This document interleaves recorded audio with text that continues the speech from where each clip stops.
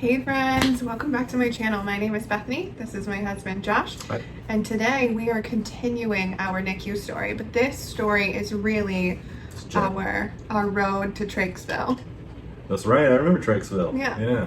So where we left off in our last video, we talked about the whole front half of our NICU story, and I'll put that in the cards and in the description box for you. If you haven't seen it already, go back and check that one out first and then come back here. We also did our birth story, so how we ended up with 25-week preemie twins, so I will link that as well. So go back to that one first, then the NICU story, then this one is part 2 of the NICU story. So where we left off, we had a video swallow study for Jack. It wasn't successful. And we found that he was silently aspirating on the thickest level of thickener in formula.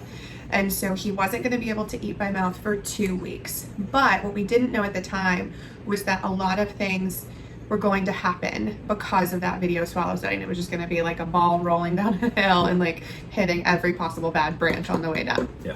So in July, so that was the very end of June. June 28th was the day we got the video swallow study for Jack. And then on July 1st, Rory, our littlest twin, got to come home. So he graduated the NICU on July 1st and we brought him home and it was the best day. So it was a bittersweet day, I guess. You're bringing one home, but you're still leaving the other one there. Yeah, so we got to room in with Rory in the NICU right before we left. We moved to like a mother-baby suite and got to bring him with us and have that whole like experience of you just had a baby like 4 months ago. Right. But we got to like cuddle with him and sleep with him, and he was off of all support, and we got to just kind of take care of him on our own for one night, and then he was going to graduate the next day. Well, we had another baby in the hospital, so we just hung out a lot of the day. And then it wasn't until late afternoon that we decided to like pack up, bring Rory home so that we could enjoy a little bit of the day with him at home, show him his house. The cats were not happy. No. It got worse for him too. Yeah. When we brought another one, they're like, "You gonna do me 2 times?" So we got to meet his kitty cats and see his house and his room. We did a bath. Car ride. His first ever car ride, his first time ever being outdoors. And so it was a really bittersweet day, but he slept through all of it, but it was fun for us. Yeah, he was basically a newborn. He was 4 months old, but he was a newborn, exactly. Yeah. And so we brought Rory home, and that's when we kind of went into this hybrid schedule. So Jack was still 45 minutes away in his downtown apartment, and Rory was at home with us. So we went into the schedule where Josh would get up and go to work in the morning. I would be home with Rory, and I was working from home at the time. And then at night, after the work day ended, one of us would go to the hospital. So Josh would either go straight from work, or he would come home, take over Rory, and I would go to the hospital to see Jack. And so flip it. And then the next day we would do the opposite, so that we each got to see Jack at least every other day. And then on the weekends, this is the first time we had gone a day without seeing him. Yeah, and then in the weekends we would kind of do the same thing. We would do a split shift. I would go in the daytime hours, Josh would go in the evening hours, and then every once in a while we would bring Rory in. We weren't in any type of like flu or RSV season at the time, and coronavirus wasn't a thing yet, so we were able to bring Rory to the hospital. But to get to the NICU, you have to walk through like the entire hospital. So Rory was still very small, very premature, and so bringing him in and out of the hospital wasn't the best option, so we tried to do it as little as possible, but we did still want them to have time together, and we wanted to have time together, the 2 of us and the 4 of us. So essentially we became like 2 ships passing in the night. We never really saw each other, and we were basically single parents with 1 child. Just the child rotated every other day. Right. So the entire time from Rory coming home to Jack coming home, it wasn't great. Yeah. And I think it was hard on us as a couple. It was hard on us as parents. It was just kind of this weird limbo period, because we were still at the very beginning of it under the impression that Jack would hopefully be home in 2 weeks to a month. But very quickly after Rory came home, we found that that wasn't going to be the case. Jack started going downhill, and it wasn't a good time for him. So very quickly he started requiring extra support, and the extra support like was adding on day after day after day. We needed more support. I think we did one more steroid run too. We did. We got another dose of steroids in early to mid-July, because they were like, maybe this is what he needs. Yeah. And it didn't work. Nothing happened. He still kept getting worse at the same rate. So it didn't like speed anything up or slow anything down. It just the ball kept rolling down the hill. And then towards the end of July, he was in a really bad place. And we did another round of steroids. That was our like Hail Mary. They were like, let's try it for 3 days.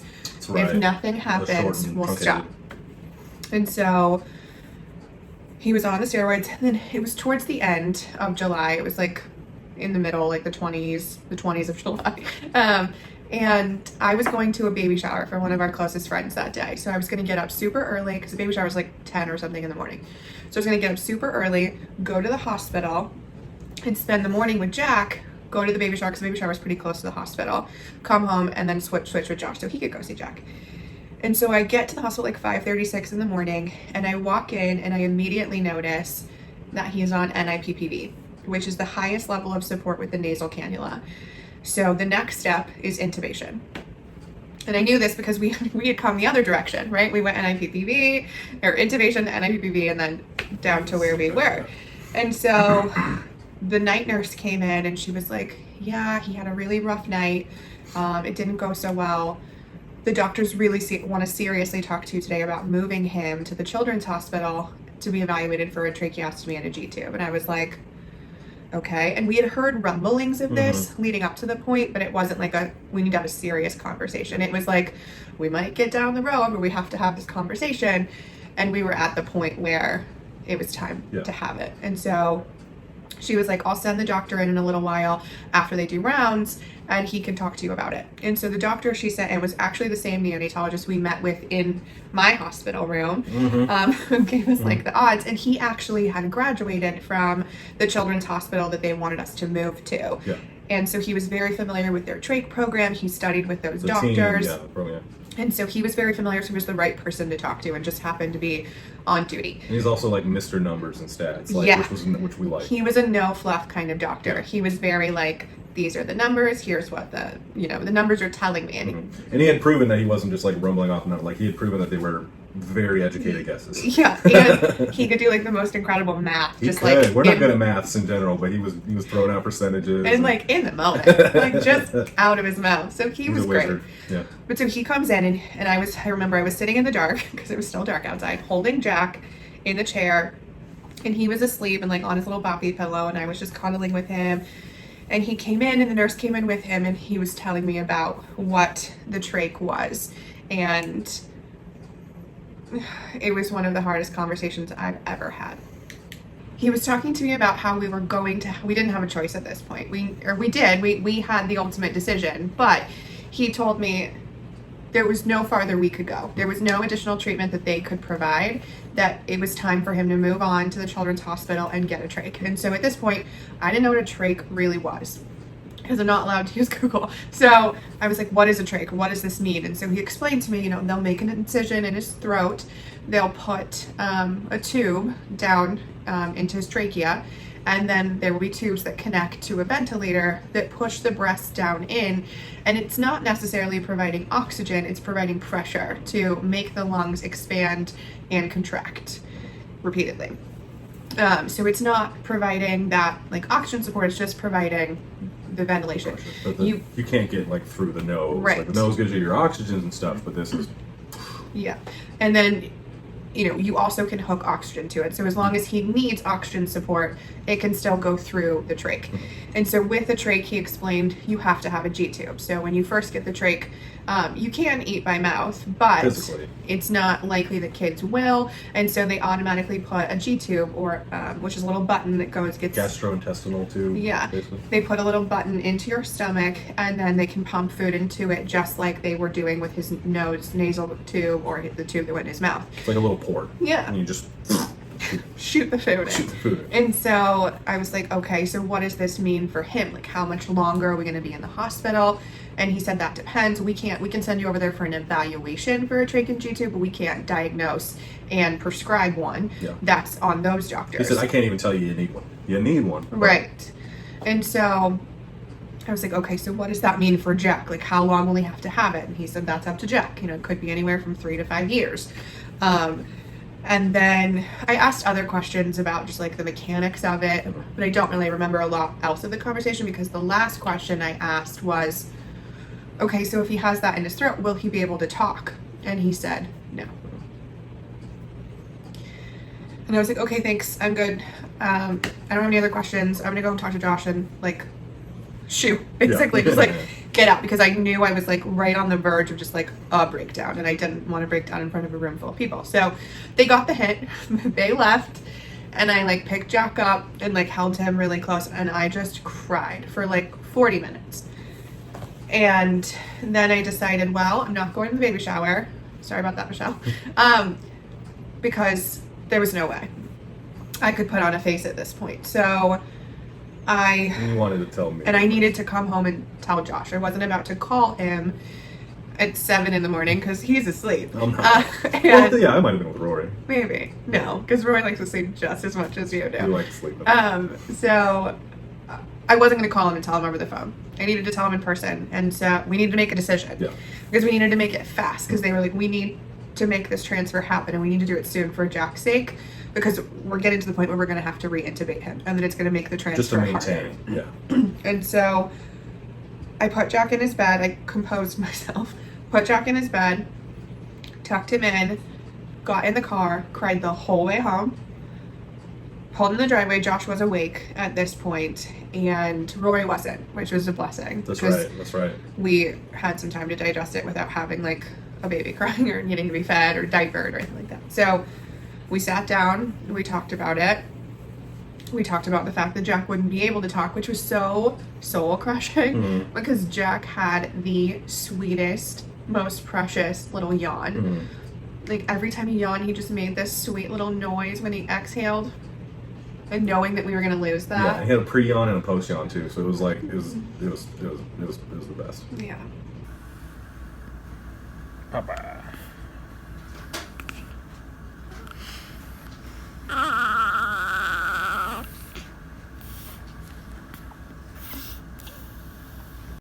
So. And we didn't know. So those were, like you said, those are the two things you remember. That's the two things I remember: the length it's going to take, the loss of his voice, and then also losing our hospital. Like, if we weren't going to go home, I wanted to stay there. We were supposed to have the baby at a separate hospital. We didn't like the one we ended up at, and then we loved it. And so it was just a series of like, I love you. I don't want to lose you. Yeah. I don't know how long it's going to like 5 years. Like that's school. Like he's going to be like, how does this work? How does that work? It was a lot of uncertainty, but we knew we were losing our hospital, our boy coming home, and his voice, and that hurt so much. So we came to the decision that we didn't have any other option, right? We had to do what was best for Jack at the end of the day, even if we didn't like it. And so we went back to the hospital later that day, talked to the other doctors, and said, let's do it. Let's pack him up and we'll move him. Yeah. And so they scheduled the transfer, and it was to happen on the 31st of July. So Rory came home on the 1st. Jack was leaving on the 31st, but not to come home. Yeah. So we get to transfer day, and we both went in. We left Rory with my mom, and we were there, and it was a really sad like week leading up to it, because every day it was like we got one of our primary nurses somehow. They luckily. knew we know. Yeah, we did get everybody, which was nice. So it was just like this moment of saying goodbye to these people who you've grown to love, and saying goodbye to them potentially forever, and them saying goodbye to Jack was absolutely heartbreaking, but so. I don't even know what the word is, but just to see how much these humans love your Not child. gratifying, but like they loved him so much, and they were like just as heartbroken that this was happening as we were. So moving day came, and thankfully we didn't have one of our primary nurses that day. While it would have been like soft and squishy, it was good. Like it was already emotional enough. I didn't need that like added layer of emotion. We kind of wanted to be a little bit robotic about it. Yeah. So what happens is they print off your entire chart, which was massive. Yeah. And coming from like a medical records background, I was like, oof, I would not have wanted to harvest that chart. So they printed out all of his records, and then the team from the Children's Hospital comes. They're a specialized unit that transfers babies. Baby transfer unit. So our favorite doctor, or our Dr. Tot was there, and So that was enough for me. Like, because he was the one there. He actually, like, caught Jack, basically. He was Jack's doctor when Jack was first born. So he was there, and they discharged us. We signed all the paperwork, and then the team came in, and they bring it. I kid you not, it looks like a box you put a pizza in to deliver it. Yeah, it was like a little red flap. Yeah, and they put my baby in it. And you got to keep them fresh for delivery. God. 30 minutes or less to children's. So they put him in his pizza delivery box, which is like on a stretcher, and he's got all of the like ventilators and things like that as well. I think he had a tank of oxygen. Yeah, he had a lot. Yeah. There was a lot, and there were like 5 of them. Yeah, and they were the nicest people. So nice.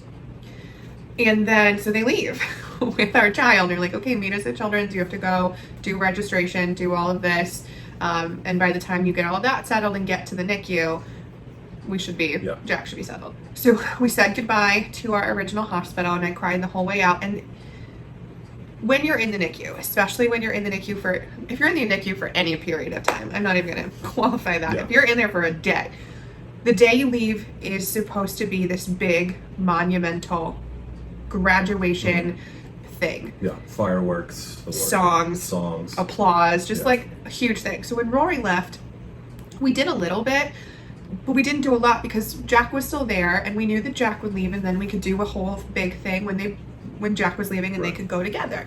And we intended to like bring Rory with us and like have like a parade of babies and awesomeness. But instead, we were walking out with a bag of Jack's stuff and no babies. Because he had already left out the back door in his pizza box. So I barely made it out the door of the hospital that spins around into the parking garage before I cried. Because it was just like, this sucks. Like, It sucks so much. Because you're saying goodbye to all these people who you love. This place that you now love that's like hallowed ground. It's sacred. The food in the cafeteria. You're saying goodbye to it. And those french fries were the best french fries I've ever had. Yeah. So it's just like you're letting go. It's like this whole grief process. Free coffee. All over again. Yeah. So we get in the car, we get lost on the way to the children's hospital because we went to, so there's 2 children's hospitals. We went to the wrong one. Yeah, Realized immediately, like we didn't actually get out of the car, thank God. It was like a specialty, like a clinic. And then of course there's a bunch of construction going on at the actual place we're going to. It was a mess. So we get in. And it being a children's hospital, there's layers and layers and layers of security. So like you don't like in our hospital was really another nice thing was you just kind of like strolled in, you grabbed your coffee, you said hi to the nicest janitor in the world. I wish I'd caught his name. Oh my God, that man. And then you had and to then you just kind of like walked in. You went to the NICU floor. The NICU floor, and so there was a little bit of security. And then you had to pick up a phone, and then they give them your security code, then they buzz you in. But at Children's, not only is there a lot of layers of security, there's a lot of layers to their parking garage. Yeah, the parking garage. Which only does this hospital have like super intense security. Our first impression is the parking garage, which underground, very small and compact, tight corners, and the dumbest naming conventions I've ever seen. Worst naming conventions ever. So I get what they were going for to a degree. So it goes blue balloon, red rocket, which yellow submarine, turquoise train, purple plane. So let's break this down. So they're going for alliteration, a color, and a mode of transportation. They break it for yellow submarine. In the middle. Yellow submarine is the middle level. So I get they're going for like a Beatles song reference, but you can't break it for one thing. Even if I get what you're going for, it's not right. Secondarily, I think the alliteration annoyed me the most. Yeah. But the other one was, if you're going to do these modes of transportation, go. It's not. What would you call that? Like go high to low. Yeah. Red rocket. Anyways, rocket, plane, balloon, train, submarine. Right? You see what I'm doing here? Yeah, because submarine's underwater, rocket is in outer space. Right? Yeah. No. Schmucks. Terrible. And the red rocket was pink. It was pink. The color of the floor is pink. And turquoise? It's not red. Well, I don't even know what color turquoise is. I mean, I can't picture it in my face right now. Your face. But yeah, so that's our first impression. Infuriating. So we get there, and we have to go to registration. So we get registered. We have to tell them who our kid is. They can't find him because he's just barely there. Because he just got, yeah. So then you have to go through security. You have to give them your driver's license. They make you a sticker, whole thing. And then they give us directions. This hospital is big. It's massive. Way bigger than our last one. So we have to go to the... And you can't just say, like, I'm looking for the babies. Because they're all the babies. whole hospital. So we have to go to the Pink Castle elevators, which I didn't hate that. Yeah. That was fine. So we get on the elevator, we go up to the NICU, and then we have to go through like this orientation. So we still haven't seen our kid. We have to watch a video on an iPad, and then they tell us the worst news.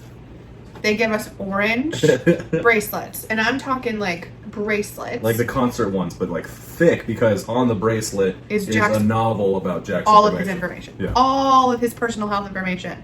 Name, date of birth, medical record number, doctor, diagnosis, all on my bracelet. Yeah, I felt like a quarterback. That I'm not allowed to take off. Yeah. Ever. Until he's discharged.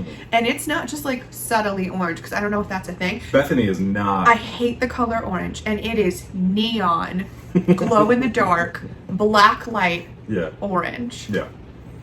It was aggressive. And like she said, you can't take it off. And so you're at a NICU, so you're constantly washing your hands, you're constantly putting on like lotion and stuff. And this thing just becomes a part of your skin. A part of your skin. Just riddled with God knows what kind of like at the first hospital they gave us a thing too when he was born, and then they said take that off, don't put that anywhere near your kid, those things are disgusting. So like we wore it for a day. They made me take off my hospital bracelet before I went into the NICU. Yeah, and this one they're like no you need that. You need to wear that for always. The nice thing was every time you had that shackle literally every time you had it on, you got to bypass you could you just walk through and you're like I'm an orange. And then, so that was kind of nice. You didn't have to bring your driver's license every time. A little sticker with your face on it. So it's like a free pass, which is fine. It was just gross and orange. And annoying. And then, so yeah, like every time, like I had like cuts because every time I would bend my wrist, it would get into my skin. And it is like advertisement. Like my kid's in the hospital. It's a constant reminder. Cause it's like it's like a watch. And then I remember it was right after we made the move because we took like a day off of work or something. I'm in the elevator to go back to the office. And like 4 different people were like, "Oh, did you forget? Like, you went clubbing? Like, did you go to a concert? Was your weekend awesome?" And so every time I'd be like, "My kid's in the hospital." So like I had to keep on telling people. Yeah, because it's like a constant like question grabber because it's orange and neon. It looks like you went to like Bonnaroo or what? I don't know. What do kids go to nowadays? Lilith Fair. So, okay, so terrible parking garage with awful naming conventions, massive levels of security, which is good. That's a good thing. These are all minimal things, but like an intro video, and now I have to wear an orange bracelet for the rest of my life. Yeah, it's just minor annoyances that bundle up on top of you not wanting to have your kid in the hospital. Right. So like that's the real problem. But we walk into the NICU. It's massive. So in our previous hospital, we had a private room. Yeah. The rooms fit 2 babies. We had 2, and then when Jack went home, or when Rory went home, Jack was the most tenured baby in the NICU, so we got preferential treatment. We never had a roommate. Yeah. So we had an entire room to ourselves. We had a roommate for like a weekend. Yeah. And he was a sweet baby. And it was a nice family. Yeah.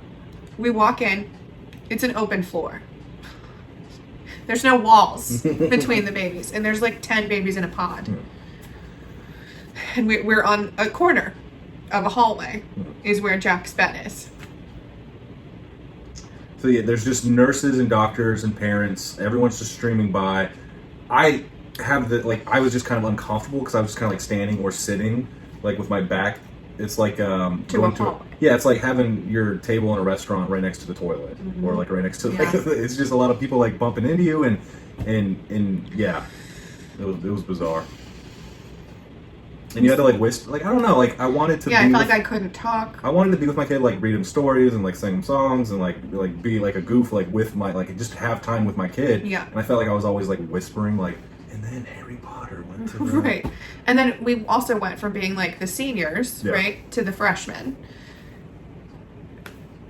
It was weird. It was the worst day. It was a weird transition. It was the worst day, but things only got worse. Little did we know. So we were having a terrible time transferring over, and then so we finally got to get into the back to see Jack. And I remember there's a picture. So we were holding Jack, and we were like, ugh, we had our band, and we were angry, we were sweaty, we were mad. And this little fool just looks up at us, and he's like, hey, and everything was okay. He just had the sweetest smile. He He makes everything better. Trooper. Yeah. So we got there on July 31st. Jack got worse. Surprise, surprise. And on August 7th, he had to be intubated. So it had gotten to a point where we were going to have to intubate him. And so they were like, the great news about being intubated, not a good thing, but the great news is we can get a 4D CT scan. So we scheduled a 4D CT scan because they can see really what's going on and we can get a proper diagnosis and a proper plan of treatment. Well, right before the 4D CT scan, Jack extubated himself. So he got really agitated, ripped it out. And they decided, okay, he's maintaining, right? He's a little Hulk baby, but he's maintaining. We're going to leave him extubated and put him back on the nasal cannula. Cool. No 4D CT scan. That's fine. We're going to move forward. So then right after that, they moved all of the babies on Jack's pod, including Jack, to a different pod so they could do like a deep clean. Cool. So we move, we come back, and then like 3 days later, every baby on the pod starts getting like, I forget what it's called. Like it's an isolation, right? Yeah. Your curtains have to stay closed. Every nurse, doctor, person that goes into your little curtained room has to wear full PPE. So the gown, the mask, the gloves. So all of a sudden we see all these PPE signs popping up, baby after baby. More and more yellow curtains. And then we go in and Jack's is out. So all of the babies got rhinoenteroma, which is a respiratory virus, basically like the cold, the common cold. And Jack got really sick. So by August, end of August, he had to be intubated again. And so they were like, okay, he's intubated. We're going to get this 4D CT scan while we have him intubated, not take any chances this time. So we got the scan. They confirmed that he had a floppy airway, and then he had BPD, which we knew, bronchiopulmonary dysplasia. That's a chronic lung disease from being premature. But he had a floppy airway, which is tracheomalacia. And we also determined that the silent aspiration from the video swallow study that we had a month ago gave him pneumonia. And he probably had a series of silent aspirations, which gave him pneumonia. And so that's why it was getting so bad, because it was a pretty mild case of pneumonia. So it wasn't showing up on x-rays, because we were doing plenty of x-rays. But it wasn't showing up because it was mild, but because he was so small and his lungs were already compromised, it was enough to just take him out. So we finally had a diagnosis. They said, absolutely, the plan of treatment for this is a tracheostomy. And so at this point, we're intubated. And because he extubated himself the last time, he now has to be sedated. And he's very sick. He's got rhinoenteroma. Plus, he's still fighting the pneumonia. So he has to be sedated all the time. So you can't really hold an intubated baby. There's a lot of tubes, still a lot of work to hold him. When they're in the nasal cannula, you can just walk in, pick them up, hold them. It's fine. But when they're intubated, a nurse, an RT, a whole team has to come. They've got to have time. They've got to decide that Jack's stable enough to be able to handle that. You have to get approval before you can even call anybody over. Yeah, I mean, it's a very rare thing that you get to hold an intubated baby. And he's sedated. So he's basically just like a zombie, 24/7. And that lasted for an entire month. And when he was constantly sedated, and even when he was sedated, and then especially when he wasn't, we had him like strapped down in what do you call those things? A swaddle. He was velcroed into a swaddle. So he couldn't get his hands out. Face bundled up. His face was so big. He had the moon face of the steroids that they couldn't fit the NeoGuard around his face. So we had never seen Jack's face, but now we really couldn't, because since they couldn't do it and he was getting fed through his nose, his eyes were peeking out of a series of just tape. We would just put a little tape here, put a little tape there, put a little tape here, IV in the head. Like, this poor guy. It was not fun for him. So while I thought orange bracelets, terrible naming conventions, leaving hospitals, having preemies, everything up to that point, I don't think I will ever have a harder period of my life than that month between August and end of August to end of September. We were miserable. And it's further down the line, like, at the beginning, you're like, okay, this little swap is this is okay. The doctors were great. We became to love the nurses there. Your shift, my shift. Like, I still got a lot of time, but like eventually that starts to wear down. So everything's getting worse and worse. You're getting more and more exhausted. But we had we had a roadmap. Yeah. We had a roadmap. But it was It was absolutely miserable. Yeah. Seeing Jack that way, you never want to see your kid hurt. And like, not only was he hurting, he was strapped down, doped up, tube down his throat. Like, and there was nothing we could do about it. Yeah. So yeah, August to September, worst month of my life ever, I think. And I don't think I'll ever top it. I hope I never top it. Yeah. Knock on, touch all the wood. Yeah. No, thank you. So they decided trach was the way to go. So now we're seeing Jack in this state. And we're like, absolutely put the trach in, put it in yesterday. Sure. Whatever you have to do, give me my baby back. So they scheduled his trach surgery for September the 21st because now that he had the rhino-enero, he had to go 4 weeks out before he could have the surgery. It was like an anesthesia. Because of the anesthesia, you can't have a virus. Yeah. So he had to be 4 weeks free of the virus. So we were just crossing our fingers, keep this baby healthy, don't let anything happen to him. I want the surgery, I want it now. So going from people who hated a trach, thought a trach was the worst word in the entire dictionary, to now being like, please give me a trach. Trach this baby. So September 21st comes, we spent the night before, because he was gonna have surgery early in the morning, and we wanted to be there when he left and when he came back. So And they let us, because usually you can't spend the night, but we did it. So, so he went, got his trach in, came out, and I remember, oh my God, I remember that day. Yeah. They wheel him back, and he's just in a diaper, and he's super puffy all over. But we could see his face for the first time. He was born in March. This is September the 21st. So I know you do the math, but we could see his face. The first time we could see his big, face. squishy, round moon face. Oh my God. He was just this Michelin Man baby, and he was still asleep, but like he looked like he was just taking a nap. He looked happy. Yeah. And once we had the trach, we started on back up the hill. Like we were finally on a road to coming home. We had a plan. And so we had a bunch of courses we had to take. So we had to take CPR again. We had taken it at our other hospital, but we had to take it again because we needed to know how to do it with the trach baby. We had to take trach classes to learn how to care for the trach and the G-tube. Replace it, take it out, put it in, clean it. What it is, what it does. Yeah. So we had trach classes. Trach classes with friends, because like we did our own, and then we did it with people. Yeah, with like our friends and family who were going to be like around in Jack's life, so that they would be trained.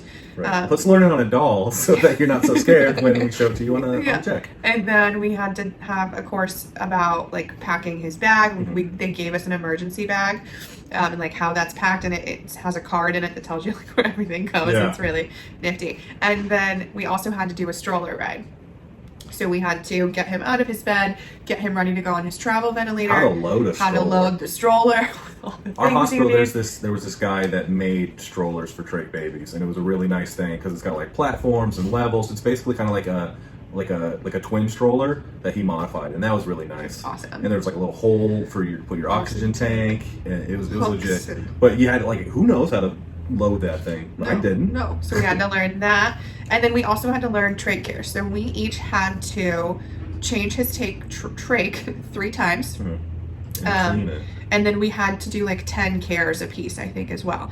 And so, we were there every night. One of us was there every night. We would stay for the 9 o'clock, do his cares, and then we would do his changes on the weekend so that we could both be there to do changes together, because we knew we would have to do changes together at home. Yeah, we'd have a nurse, but like we did them together. Yeah, so then we also had to secure nursing care. So when you have a trach baby, you can't come home, well, at least from our hospital, you can't come home until you have 24 hours a day, 7 day a week in-home nursing care. And so you have to find it. They do a lot of the work. They do a lot of it. They get you an agency, and then that agency has to fill your shifts, and you have to have at least 2 weeks of shifts filled before you can go home. 2 weeks of 24-hour-a-day. So we got really lucky, and an agency was ready. They had nurses. They were able to fill our shifts. And so the last holiday we spent in the NICU was Thanksgiving of 2018.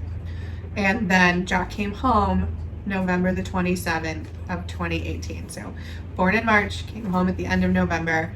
It was a long road, but at the end of the day, it was worth it. Like, it was a lot of bumps. There was a lot of ups and downs. He had a true, like, ultimate thrill ride, roller coaster ride. Yeah. Rory was like the teacups, and Jack, or Dumbo. Yeah. And Jack was like, I don't know, Rory was the carnival that comes to town. Yeah. It's like a little dicey, but Yeah. but more or less just kind of fun. Kind of went up and down. And Jack's roller coaster isn't even legal in America. Yeah. Whatever it is, it's not legal here. But he's home and he's healthy, and the story ends well, right? Yeah. We had our nursing care. We were able to slim that down fairly quickly. Yeah. I think you only have to do the 20. Like you're forced to do the 24 hours. I think it was a week or 2 weeks. No, it was longer. I think we did it for like a month. Jeez. See, so that's how easy it was. I don't even remember how bad it was.